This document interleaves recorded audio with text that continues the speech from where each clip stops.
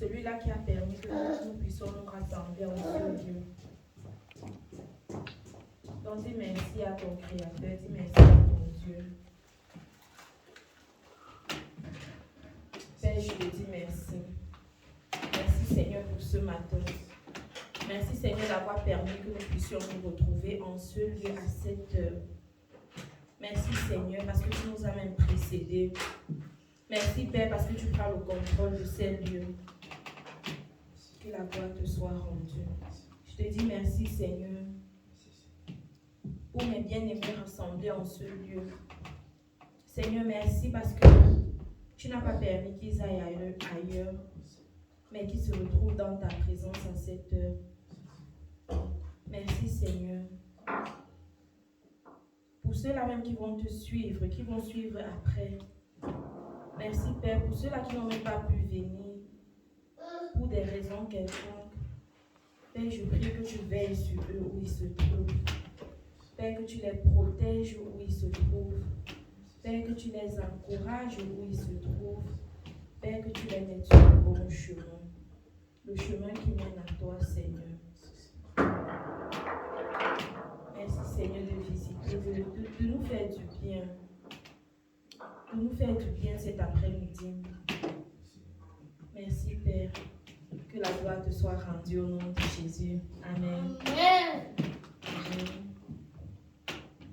Pour nous approcher de notre Créateur, vraiment, il est bon d'être en paix avec le Seigneur. C'est pourquoi nous allons faire la paix avec Dieu. Tu vas miroiter ta semaine, tu vas miroiter ta semaine, tu vas miroiter la journée, tu vas même miroiter les minutes précédentes. Tu regardes si tu n'as pas fait quelque chose. Ou alors si tu as fait quelque chose qui n'a pas honoré ton Dieu, confesse-le. Confesse-le afin d'entrer dans sa présence, étant propre. Amen.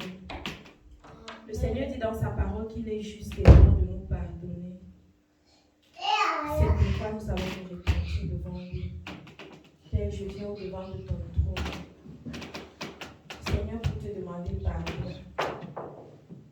Pardon pour ton Église, Seigneur. Pardon pour ma vie. Seigneur, pardon pour tout ce que je fais et qui ne te glorifie pas. Pardon, Seigneur, même pour ce que j'ai regardé et qui ne t'a pas plu, Seigneur. Je te demande pardon, Père, pour ce que j'ai touché même et qui ne t'a pas honoré. Oh Seigneur, pour ce que j'ai entendu, même inconsciemment, qui ne t'a pas honoré, Seigneur.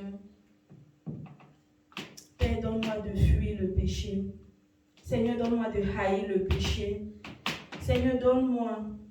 Oh, crée un dégoût du péché en moi. Crée un dégoût du péché en nous, Seigneur. Merci, Père, parce que tu le fais maintenant. Et que toute la gloire te soit rendue au nom de Jésus. Amen. Le week-end dernier, nous étions à Göttingen. Vraiment. Pendant que je pensais à ce dimanche, le Seigneur me mettait juste à cœur. Que nous devions juste lui dire merci. C'était que l'expression merci qui venait dans mon cœur. C'était que l'expression merci parce que le Seigneur nous a fait du bien. Il a fait des miracles.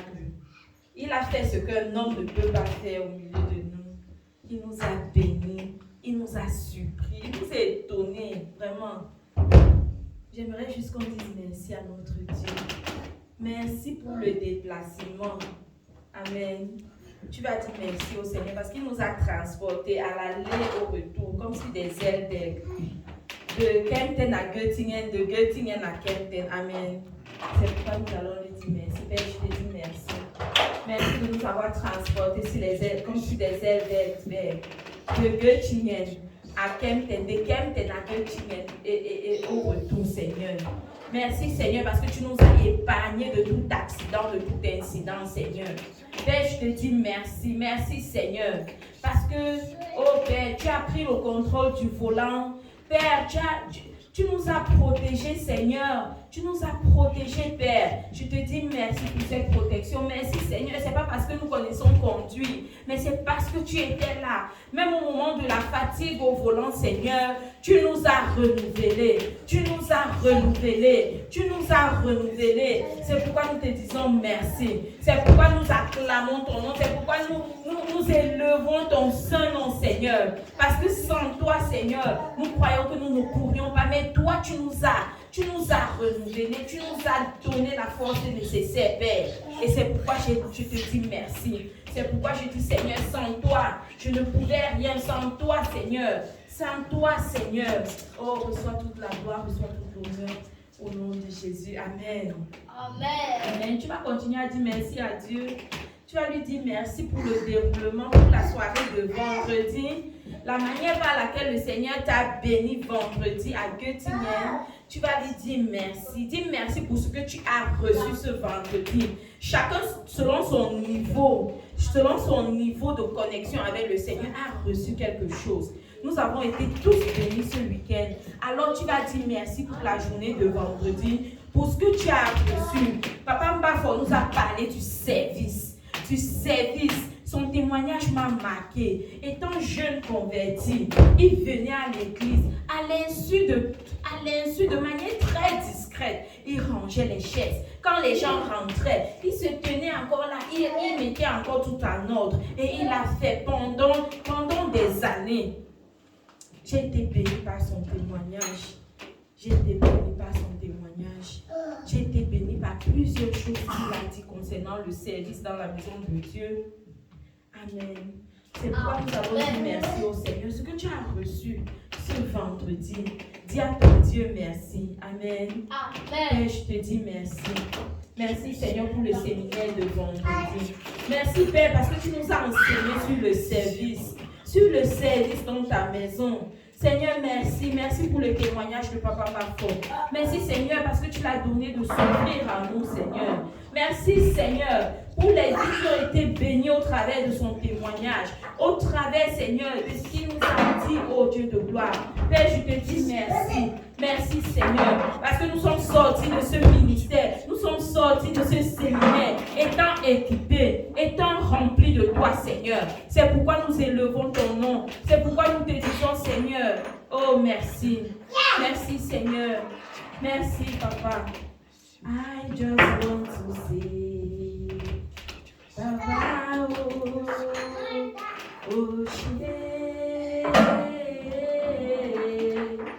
I just want to say, Baba,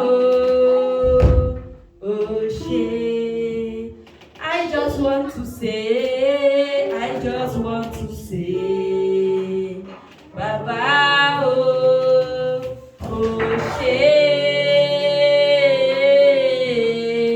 I just want to say, Baba, je veux juste te dire, merci, oh Papa.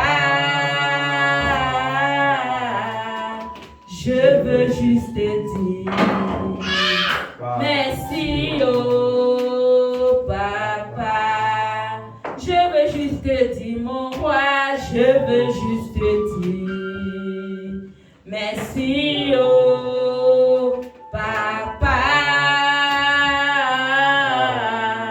Je veux juste te dire, merci, oh Papa.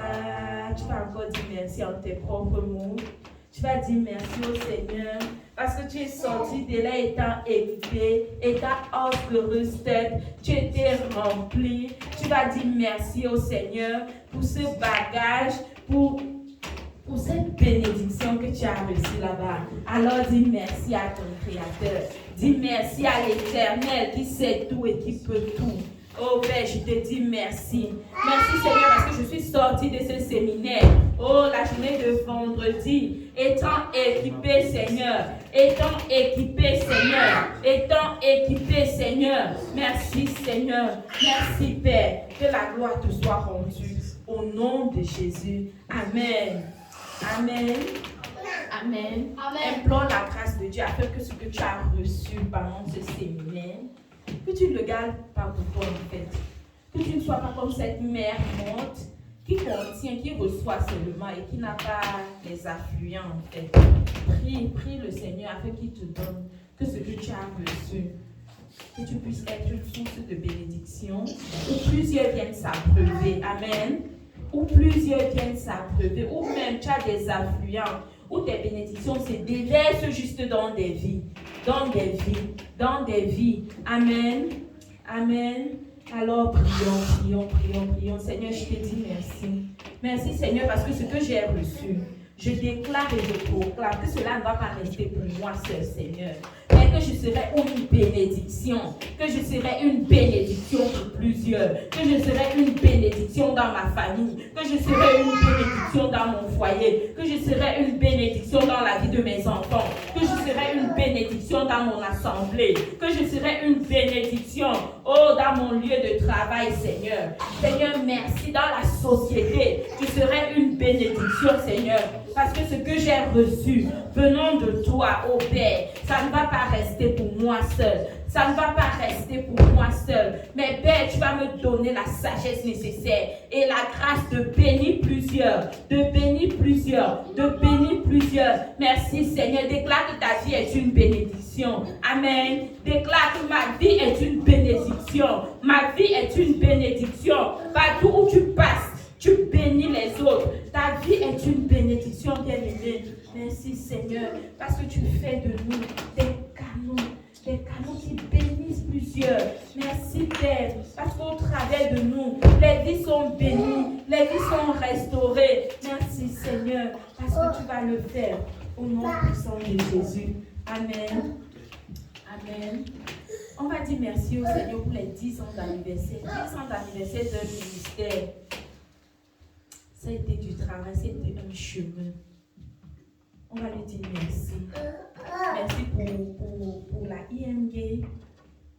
On va dire merci au Seigneur. Merci pour ses serviteurs, les serviteurs de ce ministère.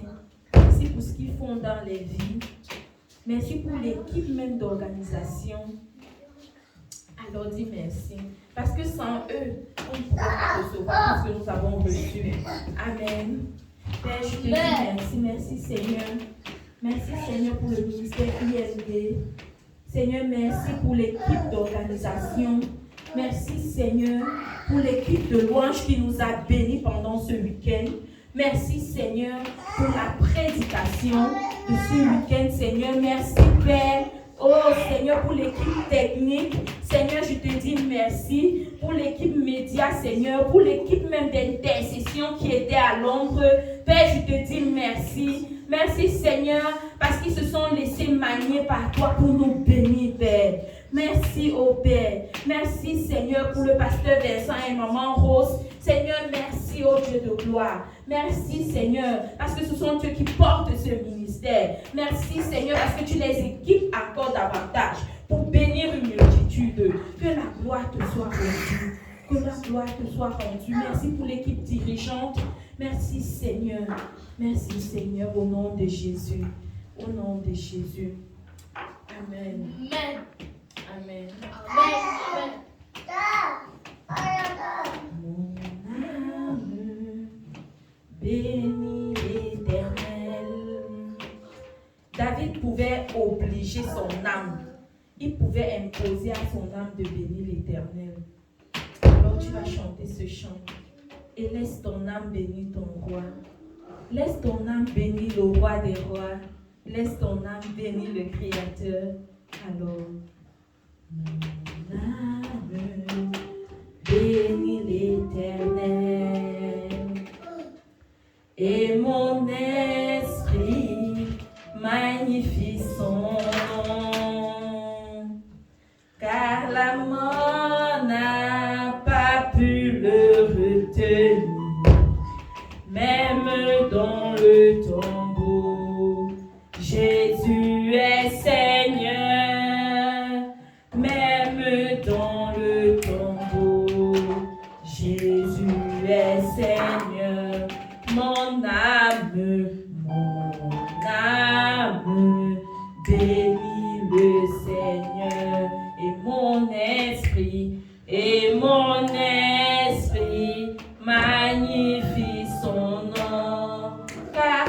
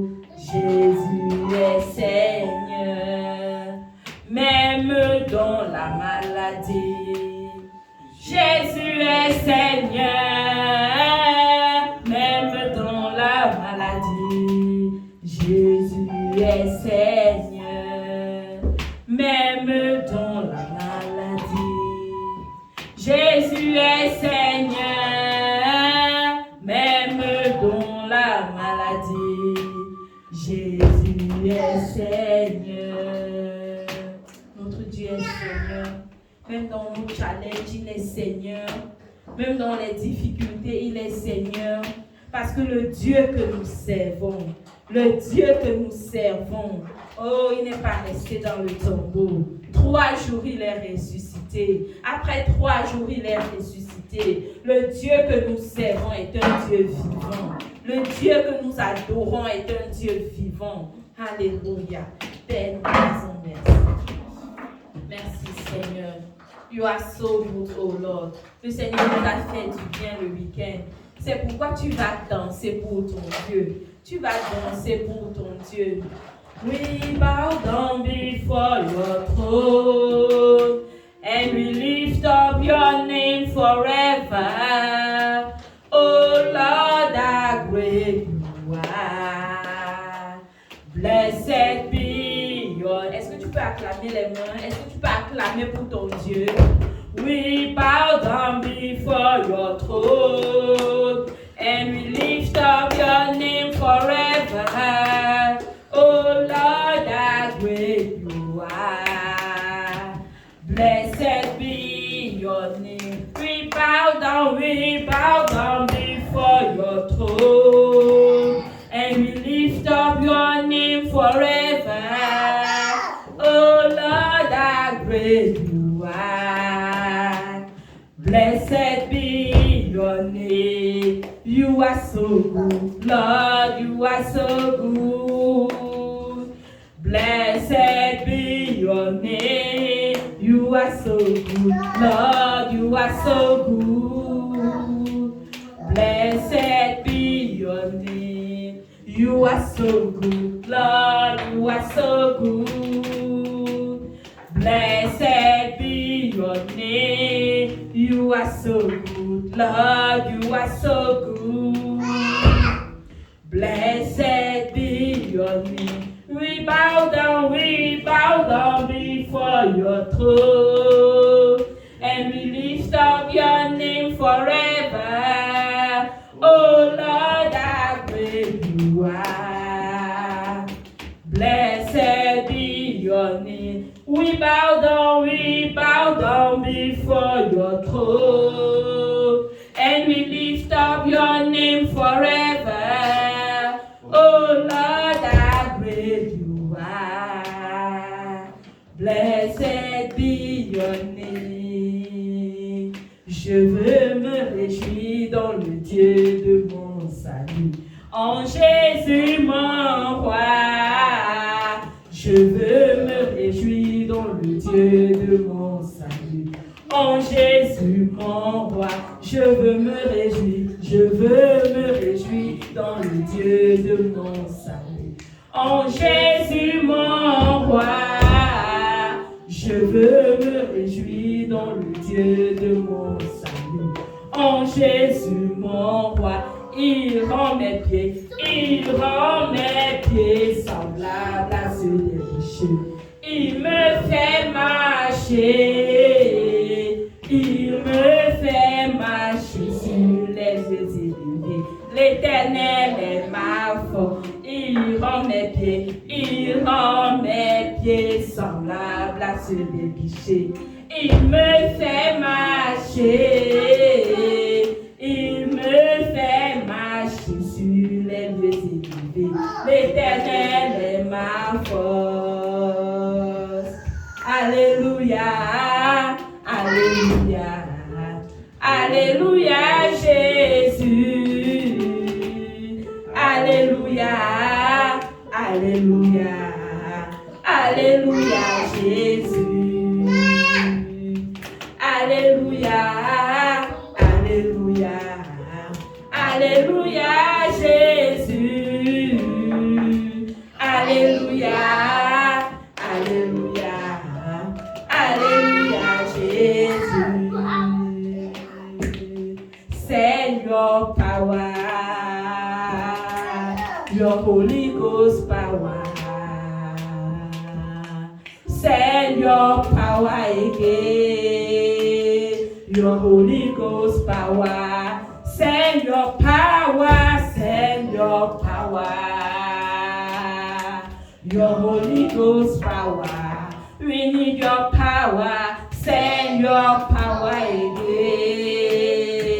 Your Holy Ghost power. Send your power. Send your power. Your Holy Ghost power. We need your power. Send your power again. Your Holy Ghost power. Send your fire. Send your fire. Send your fire. Your Holy Ghost fire. We need your fire. Send your fire again. Your Holy Ghost fire. Send your fire. Send your fire. Send your fire. Your Holy Ghost fire. I need your fire. Send your fire again. Your Holy Ghost fire. Je suis disposé.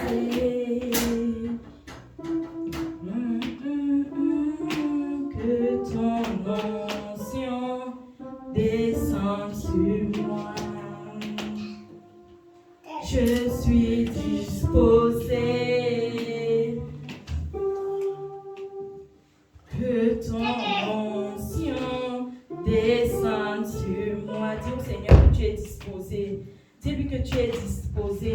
Pendant qu'il envoie sa puissance, pendant qu'il envoie son esprit, dis-lui que tu es disposé, que tu es disposé, que son onction descende sur toi, que son onction descende sur ta vie, que son onction descende dans ce ministère, que son onction descende dans tes affaires, que son onction descende, que son onction descende, que son onction descende dans tes études, que son onction descende dans ton travail. Déclare-le, dis au Seigneur, Seigneur, que ton onction descende sur ma vie. Je suis disposé, Seigneur. Je suis disposé, Père. Je suis disposé, Père. Je suis disposé, Père. J'ai soif de toi, Père. J'ai soif de toi, Père. J'ai soif de ta présence, Père. Je veux voir les marques de ta présence dans les différents domaines de ma vie, Seigneur.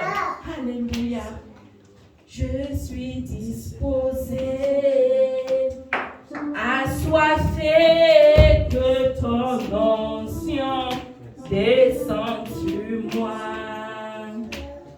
Je suis disposé, assoiffé, que ton onction descende sur moi. Je suis disposé, assoiffé, que ton onction descende sur moi. Je suis disposé, assoiffé, que ton onction descende sur moi.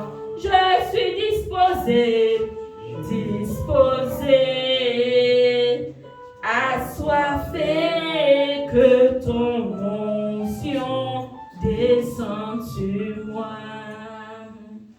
Que ton onction descende sur moi.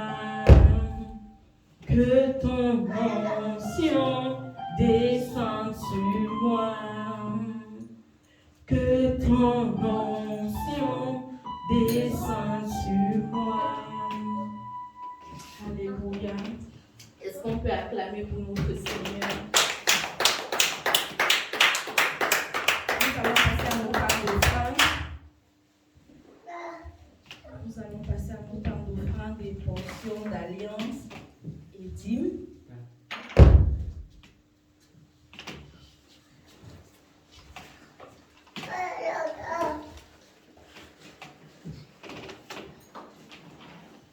L'amour de Jésus remplit mon cœur, et l'amour, l'amour de Jésus remplit mon cœur. Si tu as apporté ta dîme, alors l'autre responsable va prier pour nous. Amen.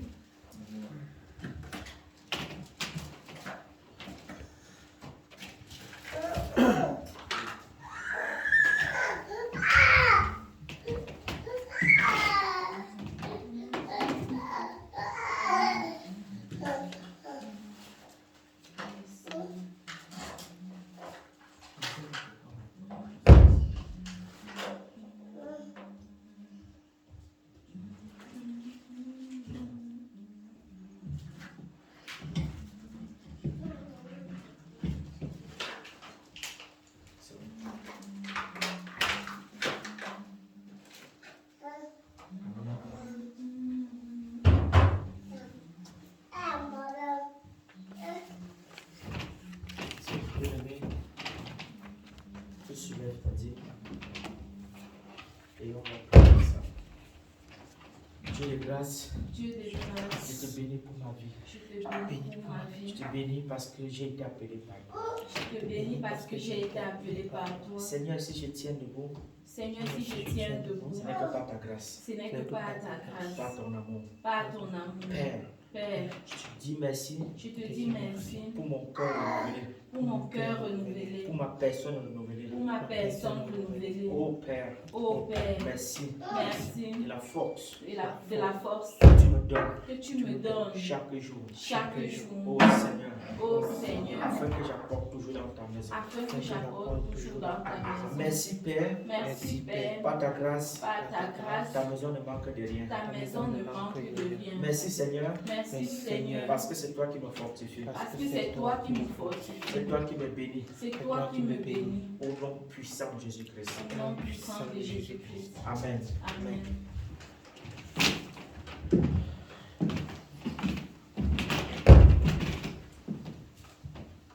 Amen. Amen. Je vais prier pour les offrandes. Père, je te bénis pour ces offrandes et je les déclare bénies et utiles pour l'avancement de ton œuvre. Au nom de Jésus. Amen. Amen. On va prier maintenant pour la parole que nous allons recevoir. Pendant que tu as chanté ce chant disant, je suis disposé, je suis assuré. Prie afin que le Seigneur fasse de ton cœur cette terre fertile. Cette terre fertile. Cette terre fertile qui porte du fruit et du fruit qui demeure. Prie pendant que le Seigneur prépare le canal qu'il a utilisé, qu'il va utiliser pour te bénir. Alors prie pour sa vie. Bénis notre dirigeant. Bénis celui qui va apporter la parole. Et dis Seigneur, utilise-le puissamment pour me bénir. Utilise-le puissamment pour me corriger. Utilise-le puissamment pour m'enseigner. Utilise-le puissamment pour m'instruire. Utilise-le puissamment pour me faire du bien. Alors élevons la voix et prions. Père, je te dis merci. Merci Seigneur pour le canal que tu utilises cet après-midi pour nous bénir. Père, je te dis merci pour la vie de ton serviteur. Merci Seigneur pendant que Seigneur il vient sur le trône, pendant qu'il se rapproche ici devant pour nous parler Seigneur. Merci Seigneur de le bénir en retour. Merci Seigneur de multiplier encore ces moments de rencontre avec toi Seigneur, d'intimité avec toi Seigneur. Et pendant qu'il se rapproche du trône de ta gloire Père, Père que tu ouvres encore son entendement. Père, que tu ouvres son cœur. Père, que tu élargisses ses limites. Père, que tu le remplisses de toi. Père, que tu places les mots appropriés pour cette saison que nous avons besoin. Merci Seigneur, pendant que tu le prépares, Père, dispose nos cœurs. Père, prépare-nous. Père, donne-nous d'être des terres fertiles pour ta gloire. Père, ceux-là qui reçoivent la sémence, et que cette sémence grandisse. Toi qui fais germer, Seigneur, fais germer en nous. Seigneur, tout ce qui a été semé pour ta gloire, je t'en supplie, Père. Et que nous portons du fruit qui demeure, Seigneur. Que la gloire te soit rendue. Merci pour ton serviteur. Merci pour nous ici présents. Merci pour ceux-là qui vont même suivre au travers des réseaux sociaux. Seigneur, qu'ils soient aussi bénis au travers de ce message et que toute la gloire et l'honneur te soient rendus à toi seul, au nom de Jésus. Amen.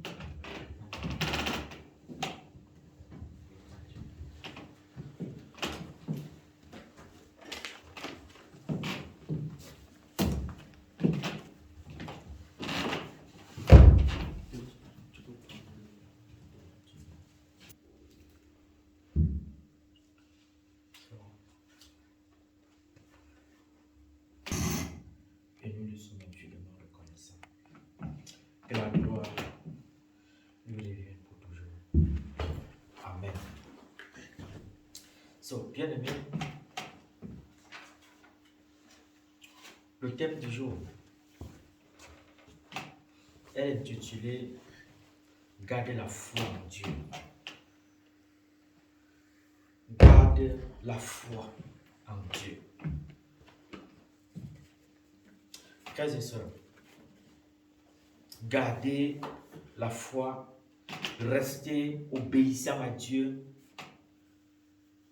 jusqu'à ce que le Seigneur nous enlève. Gardez la foi en Dieu. Alors, si c'est intitulé Garder la foi en Dieu, c'est que le thème est intitulé Garder la foi en Dieu. Alors, frères et sœurs, nous allons lire certains passages dans la Bible. Matthieu 4, du verset 1 au verset 11. Matthieu 4, du verset 1 au verset 11.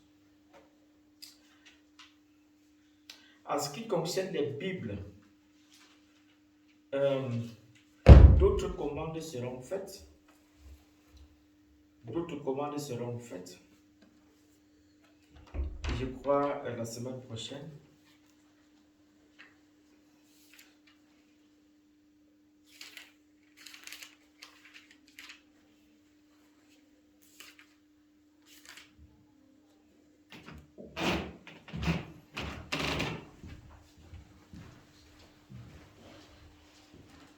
La parole de Dieu nous dit de garder la foi, c'est que nous pouvons aussi la perdre. C'est que perdre la foi est aussi possible. Si la Bible dit de rester obéissant à Dieu, c'est que c'est possible aussi d'être pas obéissant. Comment?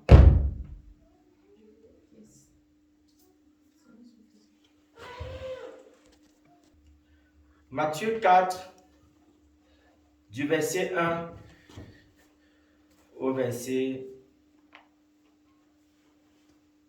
11. Frère, si tu as trouvé, tu lis pour la gloire de notre Seigneur. Ok. Matthieu 4, du verset 1 au verset 11. Alors Jésus fut amené par l'Esprit dans le désert pour être tenté par le diable. Après avoir jeûné 40 jours et 40 nuits, il eut faim.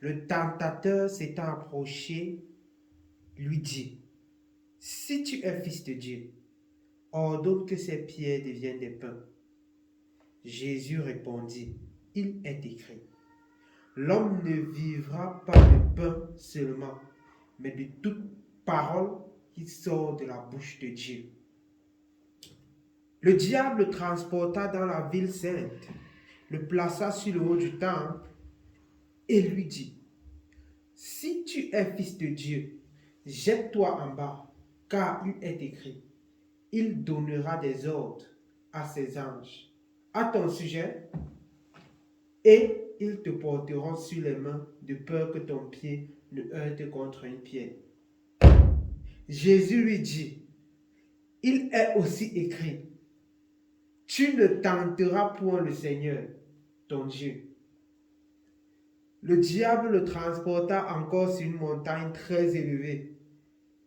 lui montra tous les royaumes du monde et leur gloire, et lui dit, « Je te donnerai toutes ces choses si tu te prosternes et m'adores. » Jésus lui dit, « Retire-toi, Satan, car il est écrit, tu adoreras le Seigneur ton Dieu et tu le serviras lui seul. » Alors le diable le laissa, et voici des anges vinrent auprès de Jésus et le servaient.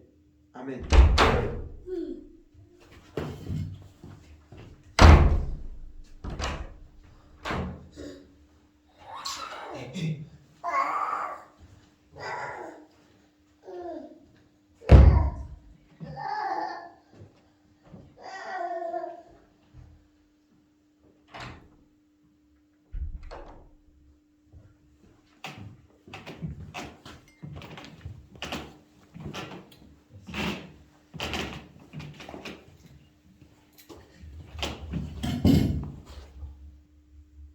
Genèse 3, disons Genèse 3 du verset 1 au verset 8. Genèse 3 du verset 1 au verset 8.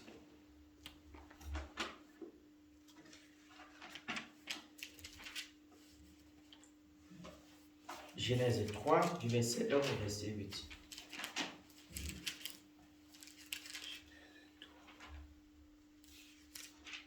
Ok, du verset 1 au verset 8, c'est ça? Ok, je lis cela. Le serpent était le plus rusé de tous les animaux des champs que l'Éternel Dieu avait fait. Il dit à la femme, Dieu a-t-il réellement dit, vous ne mangerez pas de tous les arbres du jardin? La femme répondit au serpent, nous mangeons du fruit des arbres du jardin. Mais quant au fruit de l'arbre qui est au milieu du jardin, Dieu a dit, vous n'en mangerez point et vous n'y toucherez point de peur que vous ne mouriez. Alors le serpent dit à la femme, vous ne mourrez point. Mais Dieu dit, mais Dieu sait que le jour où vous en mangerez, vos yeux s'ouvriront et vous serez comme des dieux connaissant le bien et le mal. La femme vit que l'arbre était bon à manger et agréable à la vue et qu'il était précieux pour ouvrir l'intelligence. Elle prit de son fruit et en mangea. Elle en donna aussi à son mari qui était auprès d'elle, et il la mangea. Les yeux de l'un et de l'autre s'ouvrirent, ils connurent qu'ils étaient nus, et ayant cousu des feuilles de figuier et s'en firent des ceintures. Alors ils entendirent la voix de l'Éternel Dieu qui parcourait le jardin vers le soir, et l'homme et sa femme se cachèrent loin de la face de l'Éternel, Dieu au milieu des arbres du jardin. Amen. Amen. Alors, frères et sœurs, le livre de Genèse nous parle de Adam et d'Ève et nous montre dans quelle situation ils étaient, le chemin par lequel ils sont passés et quelle était leur position par rapport à la tentation de Satan. Et le même livre, la parole de Dieu nous parle dans Matthieu 4, presque le même cas de figure que Jésus a eu aussi à connaître. La Bible dit que après que Jésus eut fait 40 jours et 40 nuits de jeûne, Satan est venu vers lui, le tromper, voulant le tromper. Et la même chose s'est passée avec le premier Adam, le premier homme, qui a connu aussi une épreuve comme celle de Jésus. Et la Bible nous démontre, la parole de Dieu nous démontre deux attitudes. Deux attitudes, et nous démontre deux réactions différentes. Adam et Ève dans une position, et Jésus dans une autre position. Adam et Ève étaient éprouvés. Et qu'est-ce qu'ils ont, et quel était leur comportement face à cette épreuve? La Bible nous démontre qu'ils ont faibli. La Bible nous démontre qu'ils ne se sont pas appuyés sur la parole de Dieu. La Bible nous dit, la parole de Dieu nous dit que face à l'épreuve, ils ont oublié ce que Dieu leur avait dit. Ils ne se sont pas appuyés sur la parole de Dieu. Ils ne se sont pas appuyés sur ce que Dieu leur avait donné comme instruction, bien-aimés. Ils n'ont pas cherché à obéir à Dieu, frères et sœurs. Ils n'ont pas cherché à rester sur le chemin que Dieu avait tracé pour eux. Dieu leur avait dit dans Genèse 2 que le jour où vous en mangerez, vous mourrez. Le fruit est là. Quand on revient dans Genèse 2, je crois au verset 17, je crois bien au verset 17, si je peux lire ça rapidement. Genèse 2. Genèse 2, oui, Genèse 2, je vais lire rapidement pour voir pourquoi on entend. Mais, Genèse 2, verset 17 dit, mais tu ne mangeras pas de l'arbre de la connaissance du bien et du mal, car le jour où tu en mangeras, tu mourras. Alors, frères et sœurs, Dieu a donné des instructions. Dieu a donné des recommandations en ce qui concerne tout ce qui est nourriture dans le jardin d'Éden. Dieu a dit, ça tu peux manger, ça tu ne peux pas manger. Et le jour où tu mangeras ce que je t'ai dit de ne pas manger, tu vas mourir.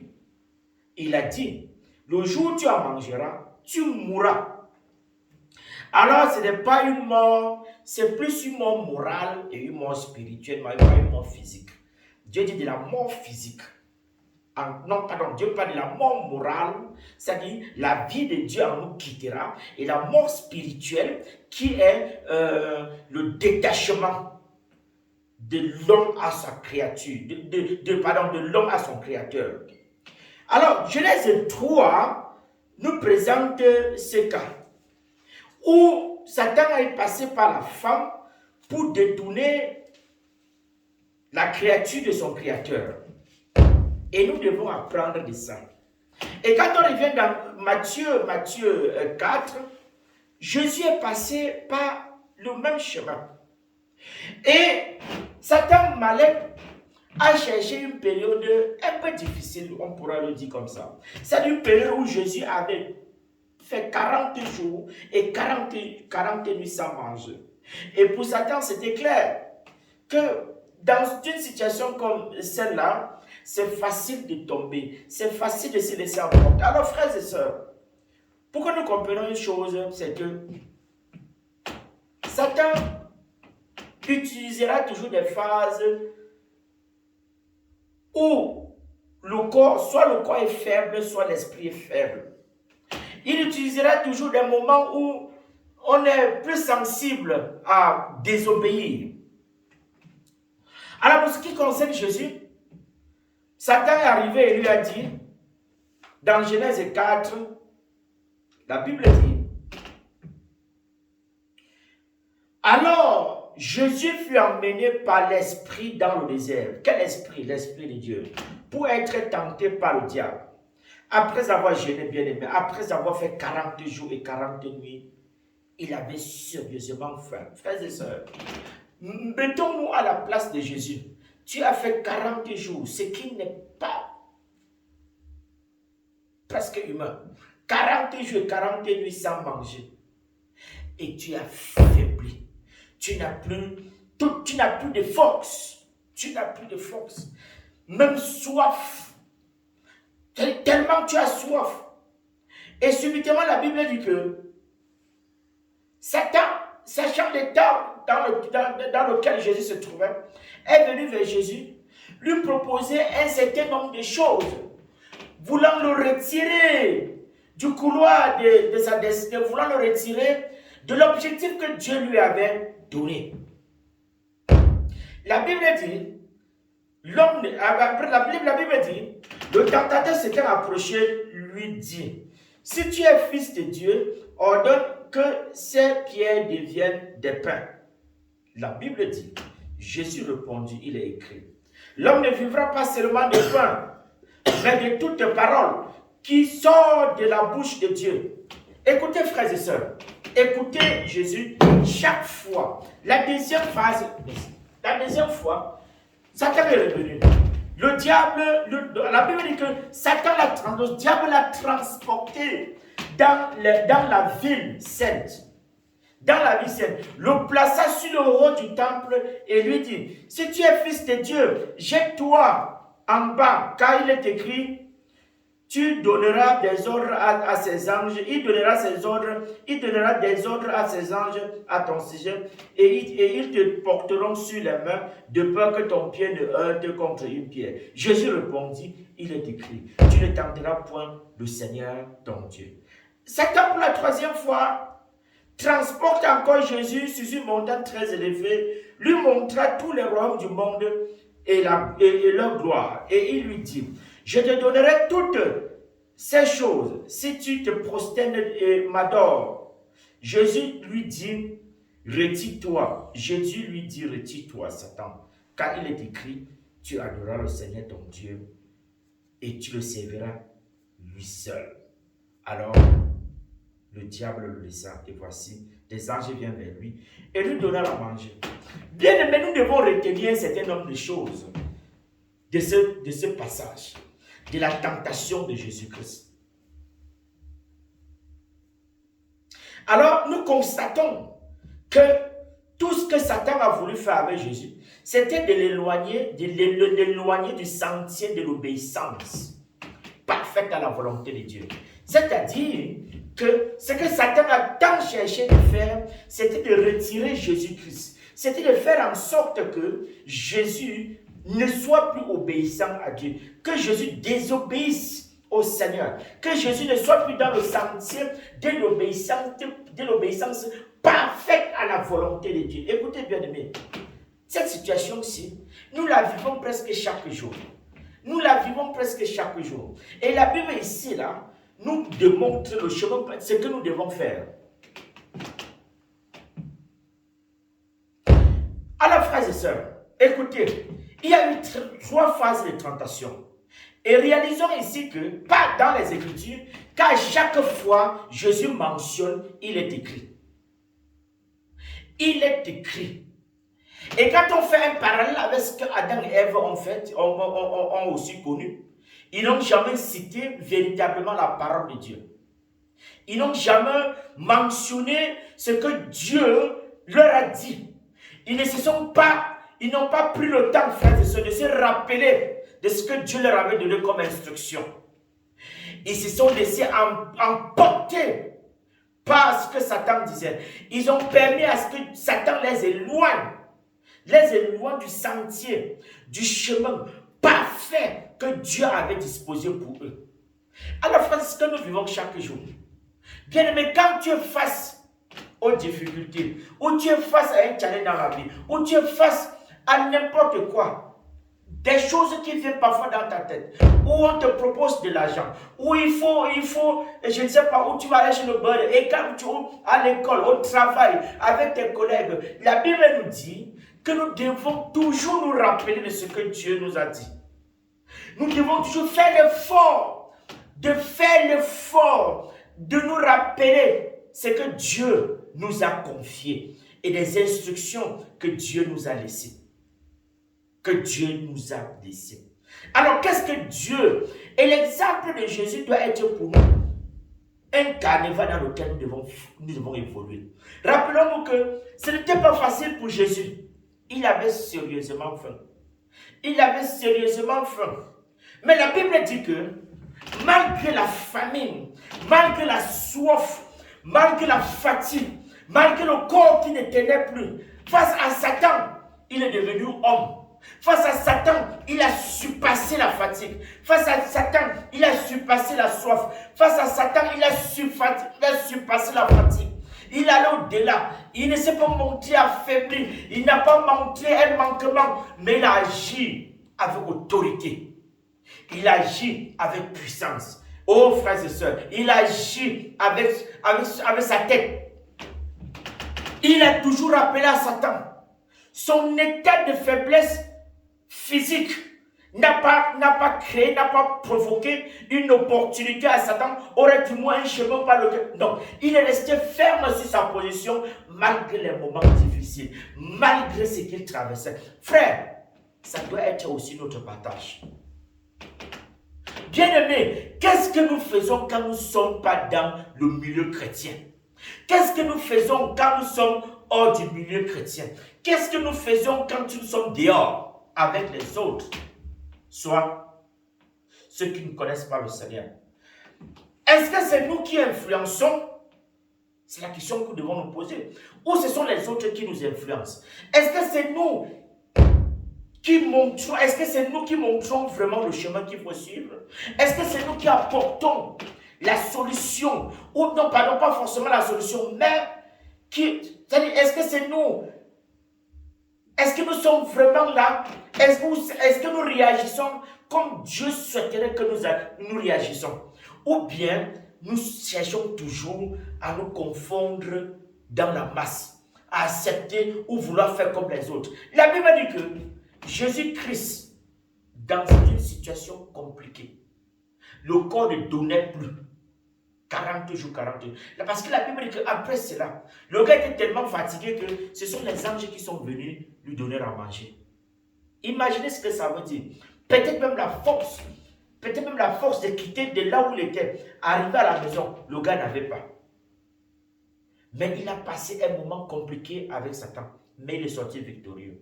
Et la Bible dit que, après tout ça, après avoir réussi cette épreuve, la Bible dit que Dieu était content. Parce que ce sont les anges qui sont venus lui donner à manger. Parce que si ce n'était pas le cas, les anges ne seraient jamais venus vers lui lui donner à manger. Il devrait faire de lui-même. Dieu a vu son fils dans une position compliquée. Dieu a dit, l'épreuve par laquelle mon fils est passé, il mérite qu'on l'accompagne, il mérite de l'assistance, il mérite manger. Et c'est comme ça que les anges viennent vers lui et lui donnent à manger. Alors frère, qu'est-ce que ça veut dire pour nous? Qu'est-ce que ça veut dire pour nous? Ça veut dire pour nous que nous devons aussi apprendre à nous soumettre à l'autorité de la parole de Dieu. La Bible dit, nous devons apprendre à nous soumettre à l'autorité de la parole de Dieu. Oui, frère, nous devons apprendre ça. Nous devons apprendre à nous soumettre à l'autorité de la parole de Dieu. Et de ce passage, nous devons retirer, nous devons apprendre un certain nombre de choses. Nous devons comprendre, la première chose que nous devons comprendre ici, c'est que Satan est notre plus grand ennemi. Oui. Que tu le veuilles ou pas, c'est ton plus grand ennemi.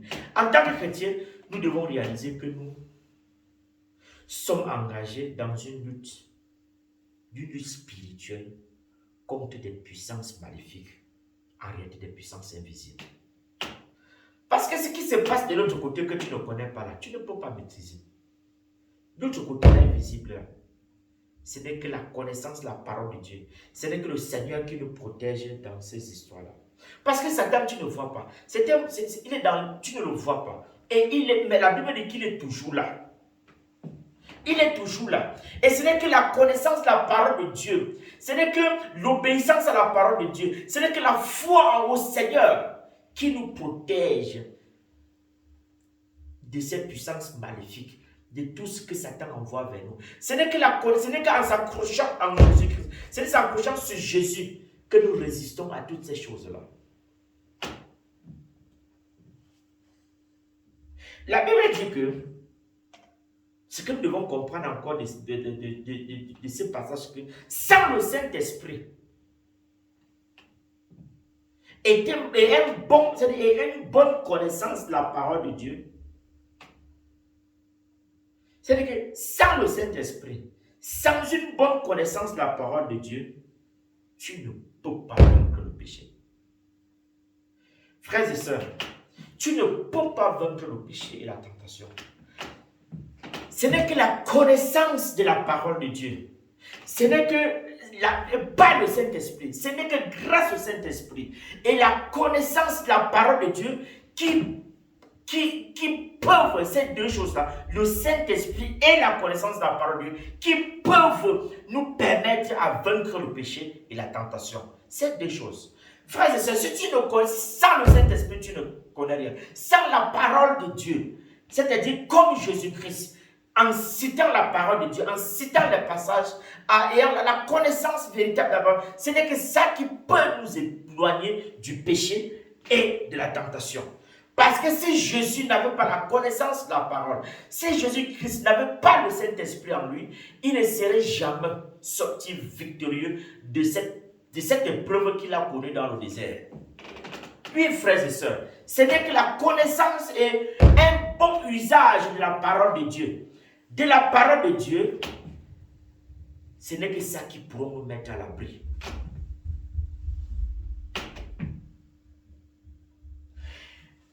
Alors, ce que nous devons aussi comprendre de ça, c'est que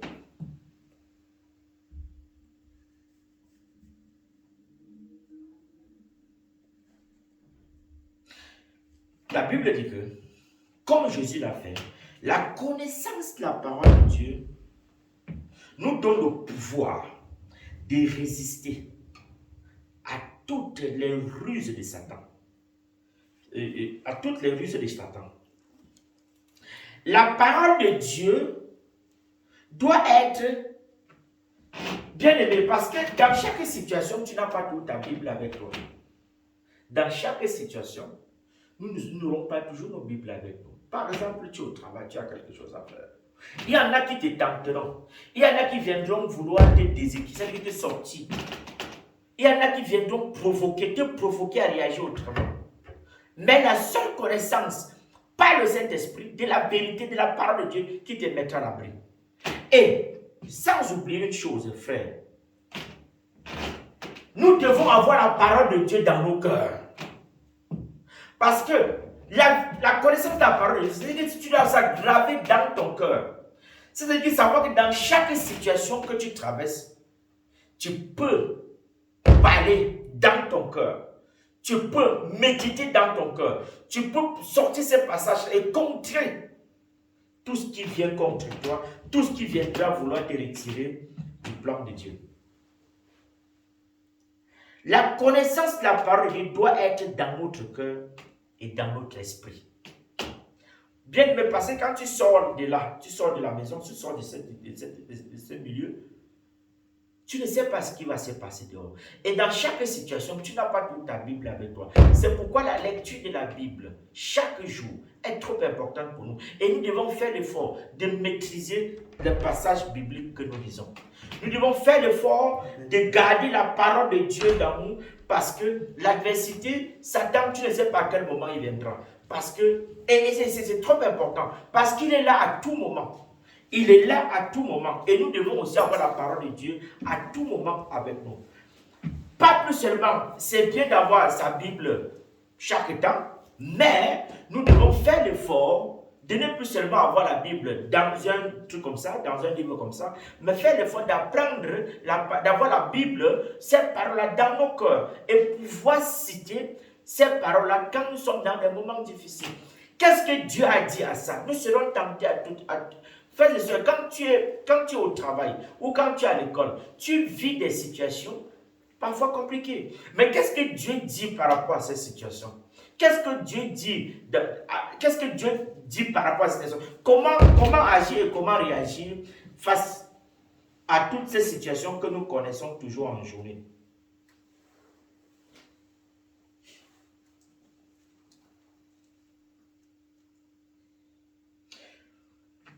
Et quand tu passes aux situations compliquées, la Bible dit que ce soit une situation compliquée ou une situation pas compliquée, même quand tu es seul, tu dois faire l'effort de méditer même sur les paroles même que tu as. C'est-à-dire que si tu as des passages bibliques que tu as dans le cœur et tu es parfois en journée, apprends à revenir sur ça. T'interroger, pose des questions, qu'est-ce que ça veut dire? Méditer, réfléchir sur ces passages-là, afin que Dieu te révèle ce qui est caché derrière ces paroles. Afin même de les utiliser même quand il le faut. Parce que frères et sœurs, quand tu lis ce que Jésus a connu, le chemin par lequel Jésus est passé, la Bible dit qu'à chaque piège que Satan tendait, Jésus avait le verset qu'il fallait. Jésus avait la connaissance de la parole de Dieu qu'il fallait sortir pour contrecarrer Satan. Et c'est ça qui l'a rendu plus fort et c'est ça qui l'a permis de défier Satan. C'est trop important, bien aimé. Quel est le passage? Alors, frères et sœurs, Dieu nous dit, la Bible nous démontre ici que nous ne devons pas seulement avoir la Bible dans son manuel ou dans ce livre-ci. Nous devons avoir la Bible dans nos cœurs, frères et sœurs. Si tu ne connais pas la parole de Dieu, si tu ne connais pas le Seigneur, tu n'as pas la connaissance de la parole de Dieu, c'est que tu es fini. Oui, frère. C'est que tes réactions seront parfois compliquées, ou tu pourras prendre de mauvaises décisions.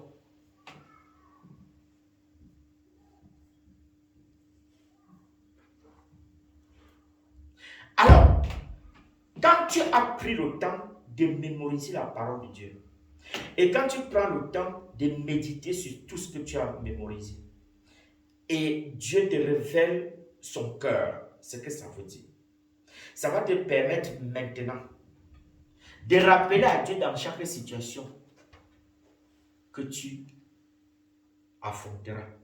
Il y aura des moments où tu seras tenté et tu prendras ces passages-là, comme Jésus l'a fait. pour contrecarrer ce que l'adversaire, là où l'adversaire veut t'entraîner. Tu pourras dire toujours, Dieu a dit qu'il est écrit. Et c'est ça qui va te c'est ça qui pourra te délivrer. Et c'est ça même qui te délivrera de ces moments compliqués. Nous devons, en tant qu'enfants de Dieu, apprendre à méditer la parole de Dieu.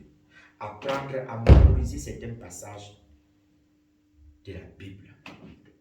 Pas tous les versets, pas toute la Bible dans le cœur, mais si c'est possible, gloire à Dieu. Si c'est possible de le faire, gloire à Dieu. Mais nous devons faire l'effort, nous devons apprendre à mémoriser les passages bibliques. Aussi longtemps que Dieu nous donnera la force de pouvoir le faire, nous le ferons. Alors, la question nous est posée, nous-mêmes en tant qu'enfants de Dieu. La question nous est posée maintenant. Ça, c'est le cas de Jésus. Jésus est passé par des moments difficiles. Alors frère, en tant qu'enfant de Dieu, Dieu nous pose la question aussi.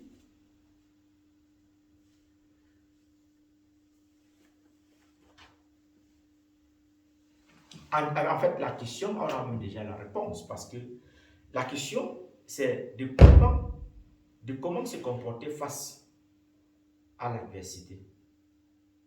De comment se comporter quand nous sommes dans des situations difficiles.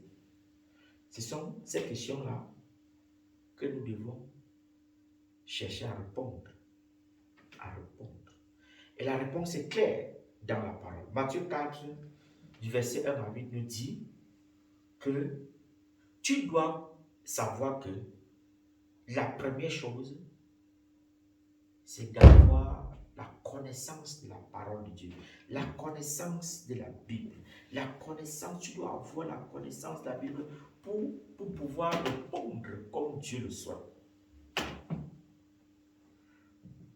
Sinon, tu vas raisonner et tu pourras être emporté par Satan.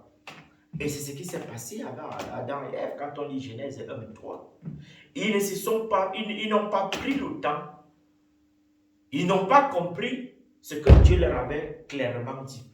Ils se sont laissés emporter seulement par Satan.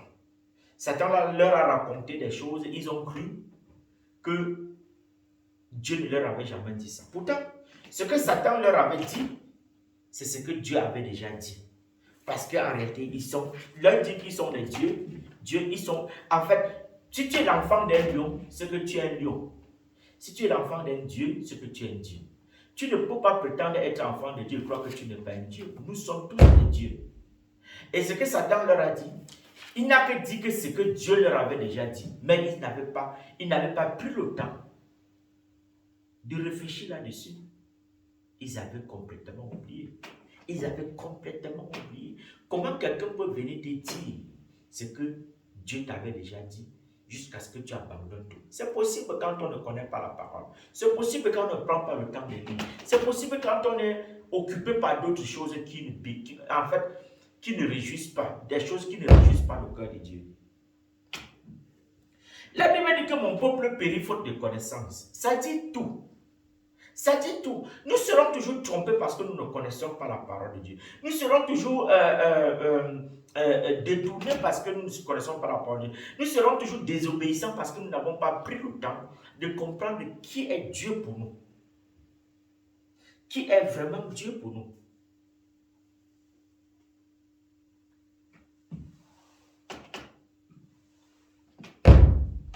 Amen. Donc, écoutez bien, frères et sœurs. Quand tu ne connais pas le Seigneur,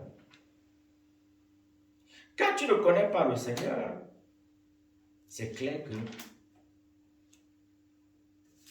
tu dois toujours fuir. Parce que la Bible dit dans Genèse 3, au verset 1 à 8, que quand le Seigneur est venu le soir, les a appelés, ils ont fui. Ils ne voulaient plus la présence de Dieu parce qu'ils savaient en eux qu'ils avaient péché. Et c'est ça partout. Vous allez voir, quand tu es avec les autres, quand tu leur parles de Dieu, ils sont un peu dans la défensive. Ils sont toujours en train de vouloir te dire qui ne pêche pas. Ou ceux-là ne pêchent pas. Ils ont toujours des expressions pour te froisser le moral. Ou bien, non. Parce qu'ils savent, ces gens-là savent que ce qu'ils font n'est pas bien. C'est pourquoi ils sont toujours dans cette position-là de résister. Et écoutez la parole, écoutez ce que Adam dit à Jésus. Adam dit à Dieu. C'est la femme que tu as mis. Et ma chère, quand vous lisez tout ça, je délie un peu pour que nous comprenions un peu, nous voyons un peu comment, ce n'est pas seulement le cas d'Adam, hein, nous vivons ça même aujourd'hui. Je vais lire un peu encore pour que nous voyons, nous écoutons clairement, nous comprenons encore clairement comment ils avaient réagi. Le serpent était le plus rusé de tous les animaux des champs que l'Éternel avait fait. Il dit à la femme, Dieu a-t-il réellement dit? Écoutez le comportement, écoutez la réaction. Il cherche d'abord à séduire le doute. Il sème le doute. En fait, le doute arrive quand tu ne connais pas la parole. Écoutez, quand Satan a utilisé la même stratégie, avec Jésus, ça n'a pas marché. Parce qu'il connaissait la parole. Il connaissait la parole. Et il était déterminé à obéir à Dieu. Par contre, Adam et Ève, quand on leur pose la question,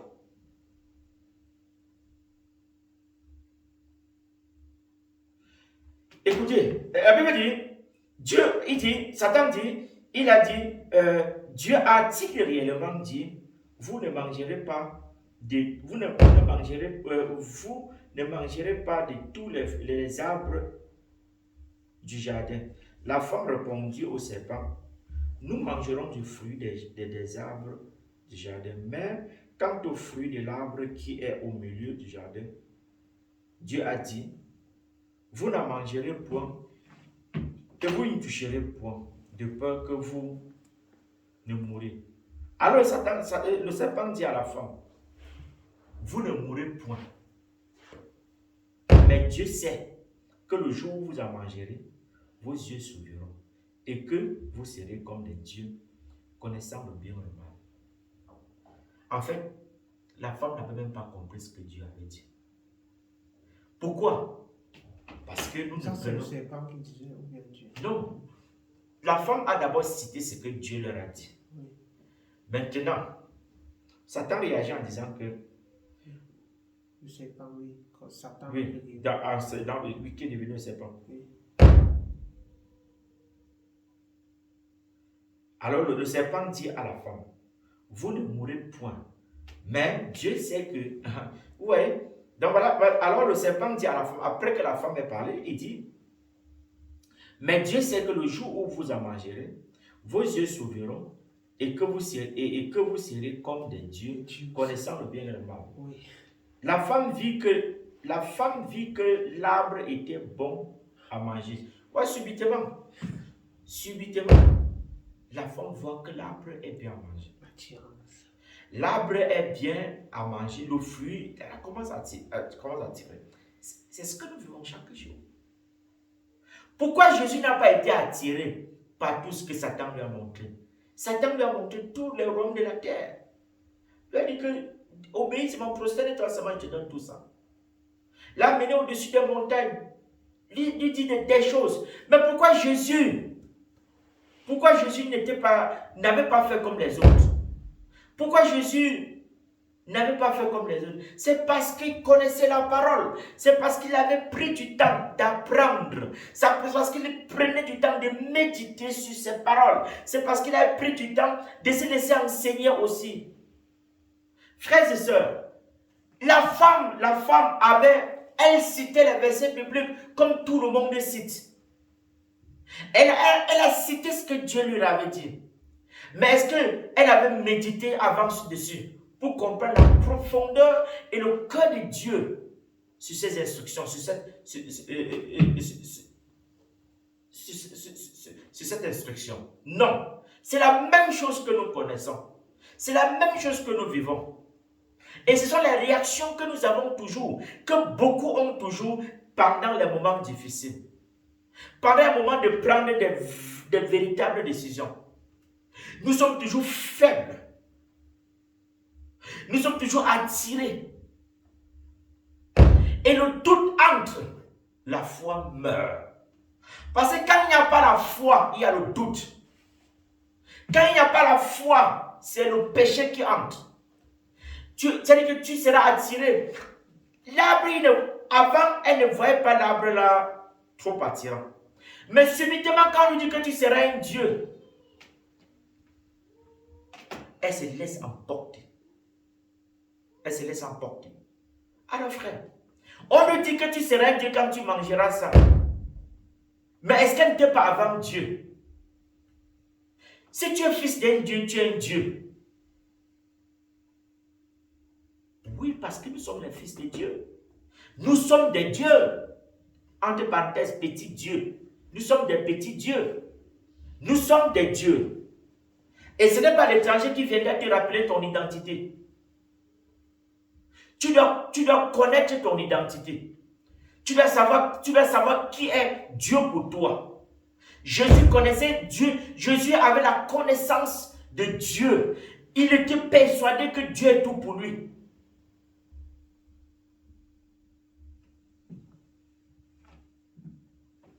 Alors, on peut croire que ceci concerne seulement le premier homme.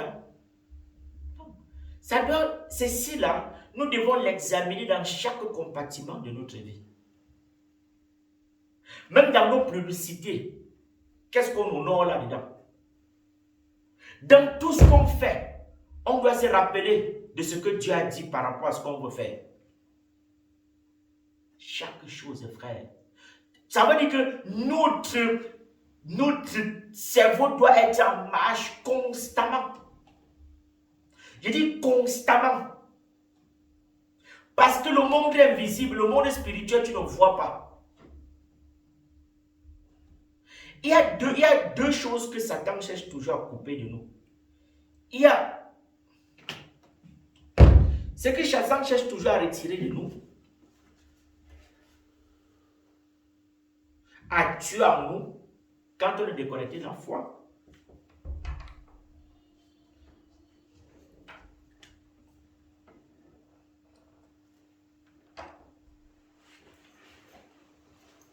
Quand on est déconnecté de Dieu, il y a deux choses. Deux choses qui disparaissent toujours, qui finissent par quitter en nous. Et qu'on finit par connaître ça. Il y a la première chose, c'est que c'est la mort. Il y a d'abord la mort morale.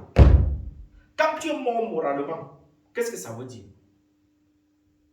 Ça veut dire que la vie de Dieu qui est en toi s'éteint.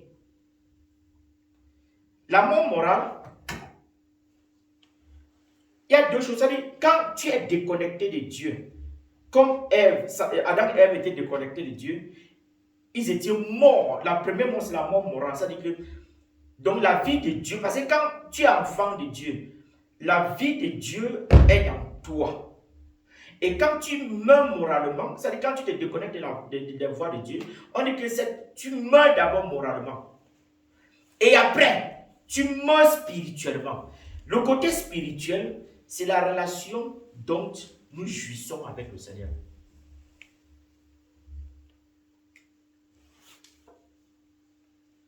Donc, le côté spirituel implique le plus souvent notre relation avec le Seigneur. C'est-à-dire que quand la foi n'est plus, quand Ève et Adam ont désobéi, ce qu'ils ont connu, c'est d'abord la mort morale. Dieu quitte en eux parce que quand Dieu se déconnecte de toi, il y a des choses que tu commences à voir que tu ne voyais plus, tu ne vois plus comme Dieu. Et après, il y a la mort spirituelle. C'est-à-dire la relation que tu as avec Dieu là, ça se coupe. Et maintenant, tu commences à faire des choses de toi-même. Et ce qui est dangereux. La Bible dit d'abord, c'est quand tu dis Genèse 2, verset 17, c'est cette première mort. La Bible dit que tu es mort. On dit Genèse 2, verset 17. Il dit, Genèse 2, verset 17, la Bible dit, Dieu Genèse 2, verset 17. Mais tu ne mangeras pas de l'arbre de la connaissance du bien et du mal, car le jour où tu en mangeras, tu mourras. Ce n'est pas la mort physique, c'est la mort morale et la mort spirituelle. Parce que la mort physique vient bien après. Bien, mais quand tu es enfant de Dieu, après tu te déconnectes de Dieu, tu es mort. Tu es mort. Tu meurs moralement et spirituellement. Tu meurs moralement, et écoutez, tu meurs moralement parce que la vie de Dieu sort de toi. Ça quitte, ça te libère.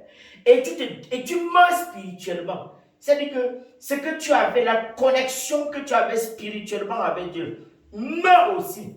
Et tu commences à raisonner de toi-même. C'est pourquoi quand Dieu criait, les appelait, ils fuyaient. C'est pourquoi quand ils se sont rendus compte qu'ils étaient nus. Pourtant avant, quand ils étaient connectés à Dieu, quand ils agissaient comme Dieu voulait, ils ne se rendaient jamais compte qu'ils étaient nus. Ils étaient couverts par le Saint-Esprit. Mais aussi quand tu te déconnectes de Dieu, tu meurs moralement, la vie de Dieu qui part, tu es devenu exposé. Tu es exposé, tu te rends compte. Après, mais la relation que tu as avec Dieu là, ça part. Il faut faire beaucoup attention. Et maintenant, Dieu dit que tu meurs quand tu n'es plus avec lui. Et tu peux croire que c'est de la mort physique. Hein? Non. Non, non, non. Ce n'est pas de la mort physique. Ce n'est pas de la mort physique. La mort physique vient après. Parce qu'ils ont vécu encore beaucoup d'années par la suite. Par la grâce de Dieu encore. C'est toujours par la grâce de Dieu qu'ils vivent encore beaucoup d'années après. Donc nous devons faire attention. Nous devons faire attention. Chaque fois que nous sommes déconnectés de Dieu, il faut savoir que il y a une sorte de mort, il y a une forme, il y a quelque chose qui est ancré en nous. Et nous devons prendre plutôt l'attitude de Jésus. De Jésus, face à l'épreuve. Parce que Adam a été face à l'épreuve avec son épouse, Jésus a été aussi face à l'épreuve avec son épouse. La Bible dit que l'attitude de Jésus démontre beaucoup de choses. Il n'a jamais dit que j'ai dit que. Il n'a jamais dit qu'on a dit que. Mais il dit que la Bible, la parole dit, il est écrit. Oh frère, il dit, il est écrit. 3 fois il a dit tant qu'il a toujours dit, il est écrit. Alors frère, quand nous sommes face à des difficultés de la vie, est-ce qu'on pense même à Dieu? Ou on dit que notre Père, le plus souvent on dit que mon Père a dit que. Mes parents disaient que. La Bible dit que Jésus n'a pas dit son Père a dit que. La Bible dit que Jésus n'a pas dit que sa mère a dit que. La Bible dit que il est écrit. Il est écrit. Frère, ayons le langage, notre vocabulaire doit même beaucoup changer. Beaucoup même. Il a dit, il est écrit. Matthieu 4, du verset 1. Il est écrit. Chaque fois, il a dit. Imaginez pour un instant. Jésus tombait. C'est qu'on n'est pas, c'est que on n'est même pas là pour parler aujourd'hui. C'est que c'était fini. Mais Dieu est Dieu. Dieu est Dieu. Il dit, il est écrit. Frère, quand tu vas au bird, ou bien quand tu es face aux difficultés, ou bien quelqu'un vient, on t'appelle, on te trouble, ou bien tu as des coups de feu du pays, on te raconte des histoires pour te sortir de toi, machin ceci. Comment est-ce que tu réagis? Comment est-ce que tu prends tes décisions? La Bible dit que nous devons lire la parole de Dieu. Nous devons méditer la parole de Dieu. Et Satan ne viendra pas toujours des bons moments. Hein? La Bible dit que le cas de Jésus, il est arrivé un moment où Jésus avait fait 40 jours, 40 nuits sans manger. Imagine que tu es dans une situation difficile. Le beurre te menace, le stress à tous les niveaux. Il n'y a pas d'argent pour payer ton loyer. Après, quelqu'un vient te dire que si tu fais ça, je te donne l'argent. Quelque chose qui ne n'ont pas Dieu. Quelque chose qui ne n'ont pas Dieu. Tu vas faire comment? Obéir à Dieu ou obéir de l'autre côté? Dans la plupart des cas, ça c'est certain, les chrétiens tombent. les chrétiens tombent. Oui, c'était pas facile. Imagine, la Bible dit que Jésus était faible physiquement, mais spirituellement, il était puissant. La Bible dit que Jésus avait faim. Écoutez, 40 jours, 40 nuits, c'est l'Esprit de Dieu qui le conduit dans le désert. Et après, Satan profite de l'occasion pour venir nous proposer tout ce qu'il a proposé là. Exactement comme les premiers hommes ont connu. Mais il pourrait aussi dire que j'ai fait un peu, comme les gens aiment souvent dire là, je peux faire un peu comme ça. Et comme les gens, comme certains peuvent dire, ah, Dieu pardonne tout. Dieu pardonne tout. Pardonne que Dieu a amour. Ils posent toujours des erreurs. Ils disent que Dieu a amour. En fait, pour être un général de Dieu, il y a des choses qu'il faut comprendre. Il y a des choses qu'il faut comprendre. Pour être un général de Dieu, il faut comprendre un certain nombre de choses. Pour être un général de Dieu, il faut pouvoir dire, comme Paul, j'ai combattu le bon combat. Le passage là, c'est 1 Timothée, combien là? 1 Timothée, ou c'est 2 Timothée. J'ai fait le bon combat. La foi et la foi.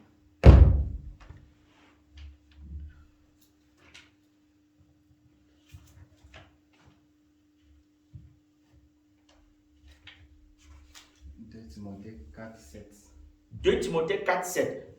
Lisons, frère, si tu as trouvé, tu lis une fois. 2 Timothée 4, 7. 2 Timothée 4, 7. J'ai combattu le bon combat, j'ai achevé la course, j'ai gardé la foi. Amen. J'ai combattu le bon combat. Donc, il y a d'abord un combat qu'il faut mener. Après le combat, il y a le deuxième expression, c'est quoi? J'ai achevé la course. J'ai achevé la course. Donc, il y a un combat que tu dois mener. Il y a, après le combat, ce n'est pas fini, hein, tu vas achever la course. Et l'apothéose, qui est au-dessus de tout, c'est de garder la foi dans la deuxième phase. Il y en a qui font le premier, il y en a qui sont seulement dans la première phase, qui n'est pas mauvais, fait le bon combat. Beaucoup font le combat, mais n'achèvent pas la course. Il y en a qui font le combat, achèvent la course, mais ne gardent pas la foi.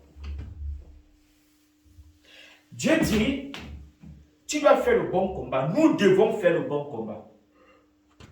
Quand il dit même que faisons le bon combat, c'est qu'il y a des faux combats. Des milliers de combats dans lesquels nous sommes. Nous ne méritons pas être dedans. Il y a des discussions où les gens veulent t'amener. Dieu dit que ce n'est pas pour toi là-bas.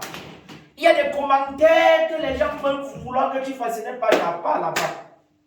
Il y a des milieux où tu vas arriver. On veut t'amener.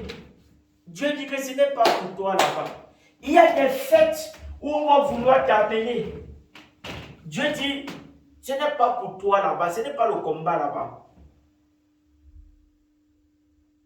Il y a des travaux dans lesquels il y a des réalisations dans lesquelles tu es.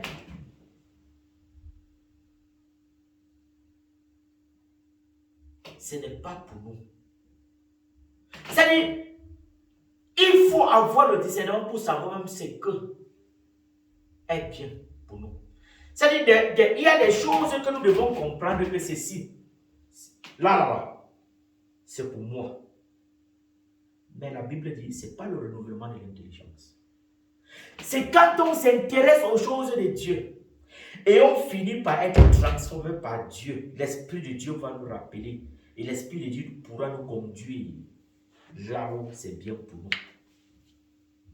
Donc, frères et sœurs, si nous ne prenons pas le temps de méditer sur la parole de Dieu, de lire la Bible chaque jour, de faire des fois, de suivre les enseignements, comment pourras-tu savoir que ça, c'est pour moi, ça, ce n'est pas pour moi? Si tu ne lis pas la Bible tous les jours, si tu ne t'intéresses pas aux choses de Dieu, comment sauras-tu que ceci-là, ce n'est pas pour moi et ceci-là, c'est pour moi? Comment la Bible dit que maintenant, j'ai fini. Il dit que j'ai fini la course. Hein? J'ai combattu le bon combat, j'ai achevé la course. Il dit qu'il a achevé la course. Il y en a même parmi nous qui ne connaissent même pas ce que c'est que la course que dont Paul parle ici. Là. De quelle course il parle? Après dire à la fin, gardez la foi. Ça, c'est le plus important. Parce que nous abandonnons le plus souvent la foi. La foi, c'est la connexion avec le Seigneur. C'est ça qui nous connecte à Dieu. Si tu n'as pas la foi, tu ne seras jamais connecté. On est en Jésus-Christ par la foi. Ce n'est que la foi là qui nous maintient là où nous sommes avec le Seigneur. Aussitôt, on n'y a pas la foi, nous serons comme les premiers hommes. Donc, nous devons faire l'effort et nous devons garder la foi. Garder la foi. Jésus-Christ a gardé la foi. Il avait faim. Il peut-être était devenu même trop mince. Il ne marchait même plus parce qu'il était fini. Mais il avait la foi en son Dieu. Il avait la foi, il avait gardé la foi, frère. Parfois, ça ne serait toujours pas facile. Hein? Mais le Seigneur dit, gardons la foi. Gardons notre relation avec le Seigneur. Restons obéissants à Dieu. Oui. Restons et demeurons obéissants à Dieu. Amen.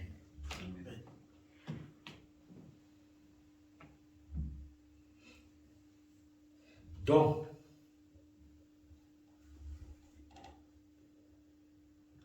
ce sont ces choses sur lesquelles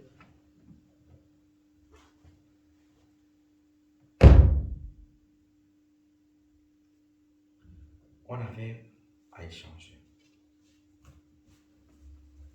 Et bénis le Seigneur, il est 15h42, et bénis le Seigneur pour tout. Retenons que le livre de Matthieu 4, du verset 1 à 11, nous dit des choses sur lesquelles nous apprend beaucoup de choses. La première chose qu'elle nous apprend, c'est que Satan est notre plus grand ennemi. Satan est notre plus grand ennemi. Parce qu'il est aussi l'ennemi de Jésus-Christ. Il a tenté Jésus maintes fois. Et il nous tente aussi toutes les fois. De deux. La deuxième chose que nous avons gardée, c'est que sans le Saint-Esprit et un bon usage de la parole de Dieu, le chrétien ne peut pas vaincre le péché et la tentation. Sans le Saint-Esprit et un bon usage de la connaissance de la parole de Dieu, le chrétien ne pourra jamais battre le péché et la tentation. Ce n'est que parce que le Saint-Esprit, quand tu nais de nouveau et tu as l'Esprit de Dieu, ça c'est la première phase. La deuxième phase, c'est que maintenant, tu dois t'exercer à lire, à suivre les enseignements, à t'intéresser aux choses de Dieu, à méditer la parole de Dieu. Ces deux choses-là vont te donner la capacité, la puissance de défier le péché et la tentation. De défier le péché et la tentation. Si tu n'as pas ces deux choses-là, bien-aimé, comment pourras-tu battre le péché? Comment pourras-tu éviter le péché? Comment pourras-tu vaincre le péché? Comment pourras-tu être au-dessus de ces choses-là? Parce que quand tu es chrétien, une chose est vraie, c'est que il y a des choses qui vont venir de tous les côtés. Tes amis vont vouloir taper. Les gens vont te dire, comme tu m'as une fois dit qu'on a dit que ma chaîne, il faut chercher les femmes là. Si tu ne connais pas Dieu, tu vas dire qu'il faut que tu le fasses. Tu vas trouver ça normal. Parce qu'autour de toi, c'est la normale. La normale est devenue normale. Attention.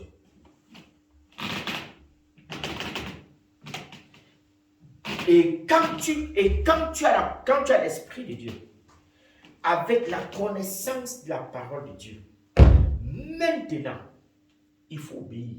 Il faut absolument obéir. Il faut faire l'effort d'obéir.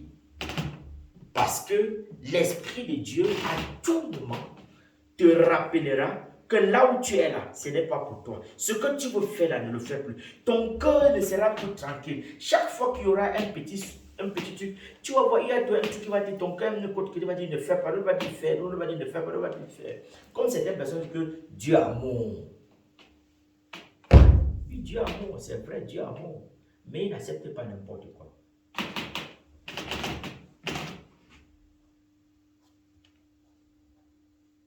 Amen.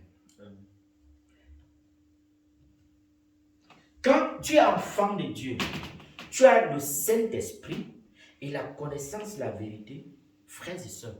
Le dimanche, tu ne peux pas rester à la maison.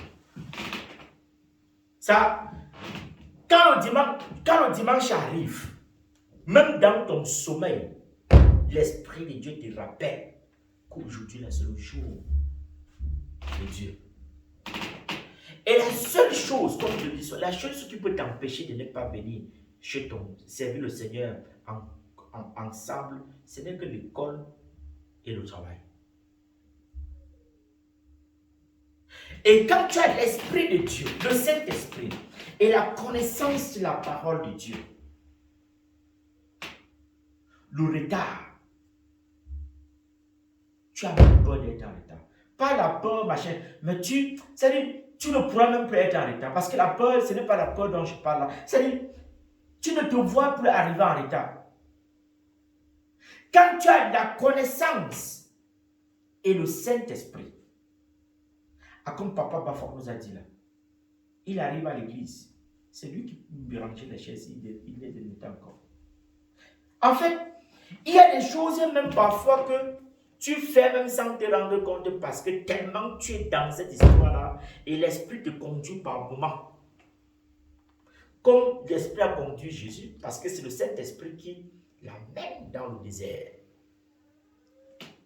Tu sais, peut-être Jésus, quand l'Esprit l'amenait, il était même conscient. Parce que quand c'est le Saint-Esprit qui t'amène, ça t'emporte seulement. Et tu te retrouves quelque part avant même de te rendre compte, parce que c'est Dieu. Oui. Tu te trouves en train de faire des choses. Et ce qui est encore bien dans ça, c'est que Dieu, dans chacune de ces phases-là, Dieu va te donner la capacité, comme je dis, la capacité, je vais donner notre... Il va donner la grâce nécessaire d'être au-dessus de cette épreuve. Oui, il faut toujours croire que tu as la grâce suffisante pour vaincre ce mal-là. Parce que si tu ne crois pas que tu as la grâce capable de défier ce problème, tu ne seras jamais au-dessus de l'épreuve. C'est quand tu crois d'abord que la grâce est là, suffisante et même au-delà de dépasser ce problème-là, mais que tu es dans le plan de Dieu. Parce que Jésus-Christ, dans cette épreuve-ci, il a fait 40 jours, 40 nuits là. Frère, c'est qu'il était convaincu que la grâce de Dieu est là, que la grâce de Dieu est suffisante d'être au-dessus de ce challenge qu'il traversait. Oui. Parce que quelqu'un qui a fait 40 jours, 40 nuits, frères et sœurs, sans manger, sans boire, et traverse une histoire comme ça là. Non. Pas facile. N'est pas facile. La Bible nous dit dans Exode 32 que aussitôt que Moïse était parti pour ces 40 jours avec Dieu sur la montagne, Aaron avait lâché avec tout le peuple de Dieu. Mais c'est tout simplement parce que nous ne comprenons pas que, nous ne réalisons pas qu'en tant qu'enfants de Dieu, chacune des épreuves que nous traversons, Dieu a déjà disposé la grâce qu'il faut pour ces épreuves-là. Amen. Donc, frère, peuple de Dieu, Dieu nous appelle encore à un niveau plus haut de la marche avec lui. Dieu nous appelle encore à une autre dimension supérieure. Avec le Seigneur, nous devons apprendre que nous devons avancer. Nous ne devons pas stagner. Amen. Donc, pour aujourd'hui, frères et sœurs, on est terminé.